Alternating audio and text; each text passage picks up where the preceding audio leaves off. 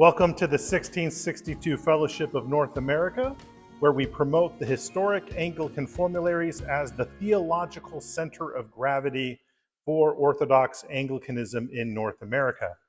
I'm Isaac Rayberg, the Archdeacon for Liturgy in the Anglican Diocese of All Nations and the Rector of All Saints Anglican Church in San Antonio, Texas.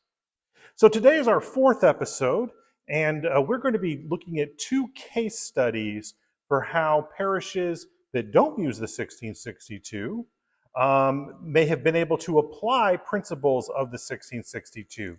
You'll recall that on our last episode, we gave some general tips for applying the principles of the 1662 to other liturgical contexts. Well, here we're going to look at two real-world examples.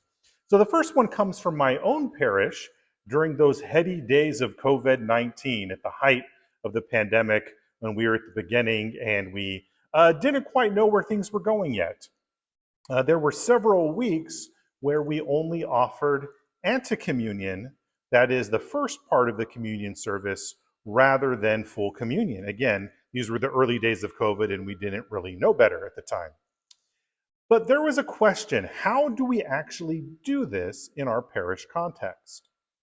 So we are a parish that uses the 1928 American Book of Common Prayer, and antecommunion is a thing in the rubrics of the 28. And basically what it allows you to do is use the communion service through the reading of the gospel with an additional rubric that says you can add additional prayers if you need to. So as is, just going from that opening Lord's Prayer through the reading of the gospel, it seems very abrupt. It didn't seem like it was a complete service. And so the question is, how do we add some additional prayers in a way that makes a kind of a proper antecommunion service? Well, the 1662 has rubrics for antecommunion as well. And in fact, through much of the history of the 1662, a typical Sunday service would not have been Holy Communion, but it would have been morning prayer, litany, and antecommunion, that is, that liturgy of the word. And so the 1662 rubrics basically have you go through the gospel and the sermon and the creed and the prayers for the whole state of Christ Church. Oftentimes today we call those the prayers of the people. And then it has a series of collects that follow the service, kind of in an appendix at the end of the communion service. And it says, if you're not going to actually partake of communion, go through the prayer for the whole state of Christ Church, and then add one or more of those collects before concluding the service. So the question was, when looking at our 1928, it didn't really give us enough information to put together an adequate antecommunion service, but the 1662 did. And so how that worked out is that looking at those prayers for the whole state of Christ Church, in the wording that's a little bit different in the 1928 doesn't really fit if there's not going to be communion. Like, it just seems off. The wording really implies this is going to be a Eucharistic service. Looking for those collects that are at the end of the communion service in the 1662, they are in the 28, but they've been moved. They've been moved to the prayers section, and they're placed right after the bidding prayer. And so what I realize is we have a very elegant solution for the 28.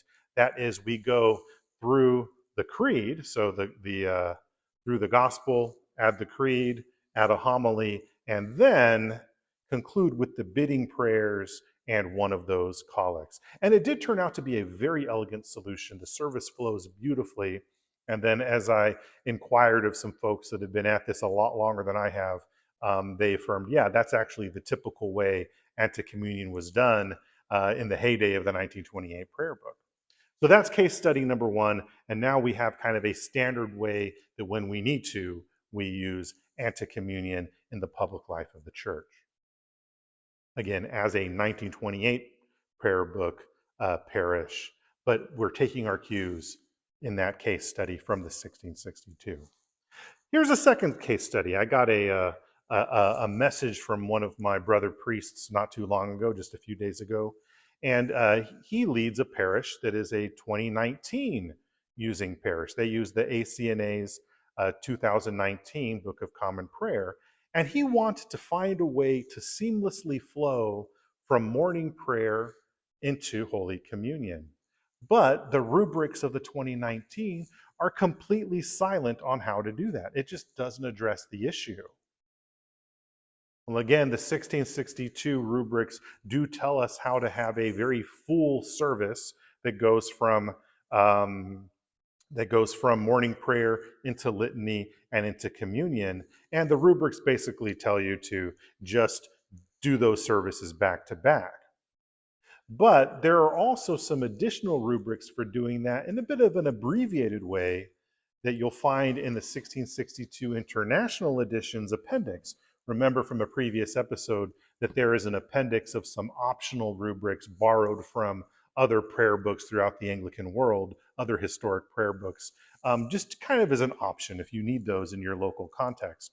Well, those rubrics regarding abbreviating morning prayer, if you're going to use it as a preface to communion, actually come from the 1928 Book of Common Prayer, which again, I'm very familiar with. And so we have an ideal solution for a priest that uses the 2019 Book of Common Prayer in their parish, looking back to the historic formularies for how to do a service that is going from morning prayer into communion. And the way that that abbreviated morning prayer worked out was that you can either go through one of the two canticles in morning prayer, so either the Old Testament reading, through the Old Testament reading in the first canticle, or follow that with the New Testament reading in the second canticle. So after either canticle, go directly into communion, or you can, like the 1662 has it before litany, you go through the collects at the end towards the end of the service, and you may omit, according to those optional rubrics in the International Edition, also based off of the rubrics in the 1928, you may omit during morning prayer the confession, the creed, the additional Lord's prayers, and the collect of the day, because you're going to be getting those in the communion service. Either way he chooses to adapt it, there is an elegant solution again, because we're looking back to those historic prayer books, particularly rooted in the 1662, but actually in this case also informed by a later edition, the 1928, included in the supplementary rubrics of the International Edition. So there you have it, two ways on the ground. Parishes that don't use the 1662 as their regular service can go to the 1662 for clarification on ambiguities or understanding how the 1662 as our liturgical gold standard can inform later editions and help us do the things that we need to do. Thank you very much for watching. In our next episode, we're going to talk about in more detail how my own parish, again a 1928 parish, has adapted that 1662 principles, those 1662 principles for our parish life, the kind of thing that we're advocating here at the 1662 Fellowship. So again, thank you for watching. Do share this if you found it edifying, and also please hit like and subscribe, and we'll see you next time. Thank you so much.